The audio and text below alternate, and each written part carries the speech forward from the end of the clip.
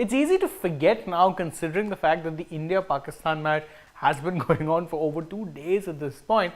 But going into the match, KL Rahul was not actually supposed to be starting the game. The original lineup that India was supposed to be putting out featured Shreyas Iyer at number 4 and Ishan Kishan at number 5, meaning that KL Rahul, who had only recently joined up with the Indian team, having been given the all clear from the NCA after developing a niggle that basically put his original injury recovery back by a couple of weeks, in his own words, not mine.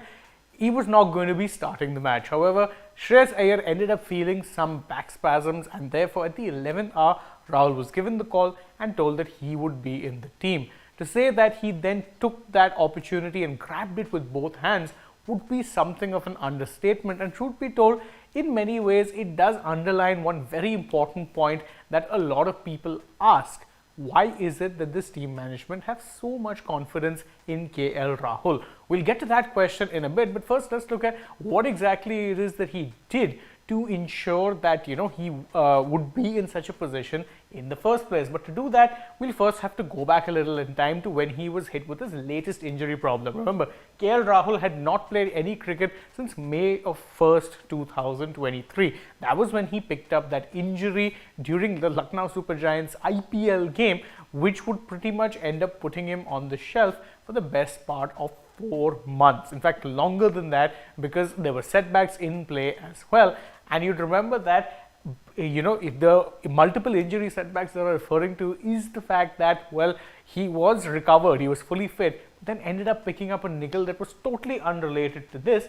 But never mind all of that. On his comeback, first game, high pressure situation against India's arch rivals Pakistan in what is essentially a must-win game, considering India hadn't actually gotten off their mark in the Super 4s. It was their first game in the Super 4 leg.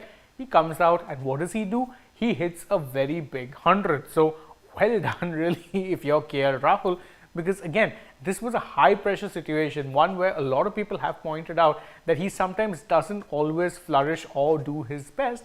Yet he ended up being able to give a very big performance, and that 111 not out that he put on the board was his second highest score in international cricket, in international ODI cricket that is.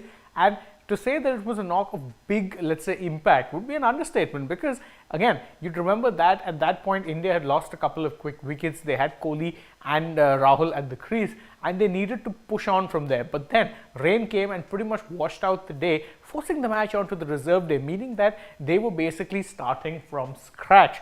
But never matter, they picked up as if they had never really gone, and they ended up really doing a good job. Now, what does this do when it comes to, let's say, KL Rahul's this thing? Now, it is worth noting that a lot of people were doubting KL Rahul simply because, well, one, he has a past history of kind of messing up in big games, and number two, his numbers, at least in T20Is and Tests, were overwhelming.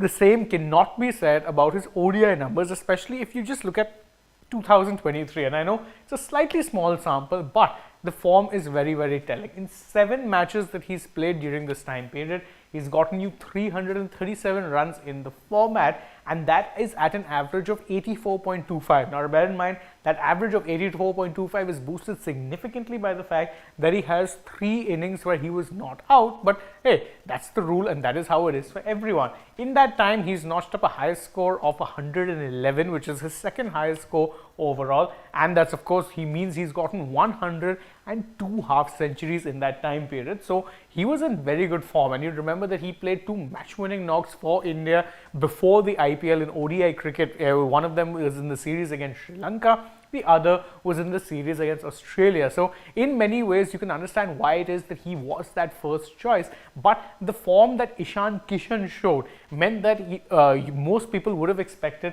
that they would have not come back to KL Rahul straight away and instead stuck with Kishan.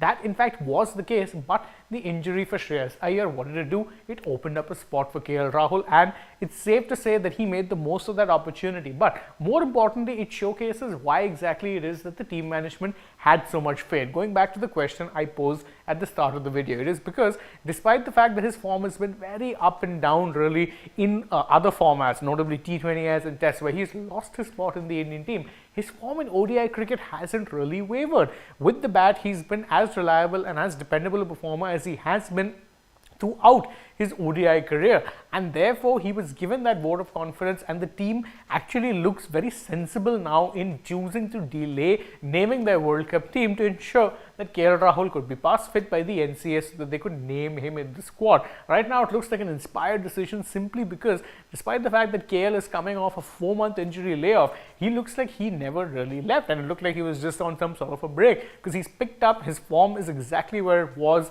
at least in ODI cricket prior to, let's say, his injury. And that is a good sign for the Indian cricket team because, again, we don't really know the diagnosis on Shreyas Iyer's injury just yet. But at least what you do know is that with a KL Rahul in form and with an Ishan Kishan in form, you could very well be in a situation where, at least in the short term, you're not really worried about that situation. That's the good part about KL Rahul's knock. Of course, that's just my opinion on things. What do you guys think? You can let us know in the comments below, and don't forget to like this video, share it with your friends, subscribe to the channel, tap the bell icon, follow us on Instagram, Twitter and Facebook. Don't forget to download the SportsTak app, and if you're already on the channel, go right ahead and check out some other videos we've done. For now though, from my side, it is bye-bye.